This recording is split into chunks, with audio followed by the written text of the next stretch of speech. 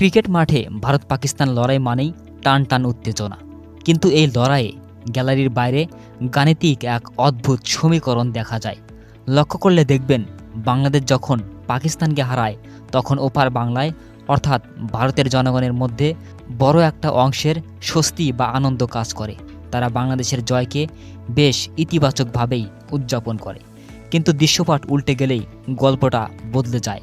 ভারত যখন পাকিস্তানের মুখোমুখি হয় তখন বাংলাদেশের গ্যালারি বা সোশ্যাল মিডিয়ায় ভারতের পক্ষে সমর্থন খুঁজে পাওয়া বেশ কঠিন। বরং দেখা যায় বেশিরভাগ বাংলাদেশি দর্শক পাকিস্তানের জয় কামনা করছেন অথবা ভারতের পরাজয়ে আনন্দ পাচ্ছেন। এখন প্রশ্ন হলো, এই বৈষম্য কেন? কেন ভারতীয়রা বাংলাদেশকে সাপোর্ট করলেও বাংলাদেশিরা ভারতকে সাপোর্ট করে না? এর পেছনে জড়িত আছে ইতিহাস, আবেগ এবং এক ধরনের ক্রিকেটীয় জাতীয়তাবাদ। বাংলাদেশিদের কাছে ভারত অনেকটা সেই বড় ভাইয়ের মতো, যার প্রতি সবসময় একটা অভিমান কাজ করে। বিশেষ করে আইসিসি ইভেন্টে ভারতের বিপক্ষে কিছু বিতর্কিত সিদ্ধান্ত এবং মাঠের ভেতরকার স্লেজিং এই দূরত্বকে আরও বাড়িয়ে দিয়েছে।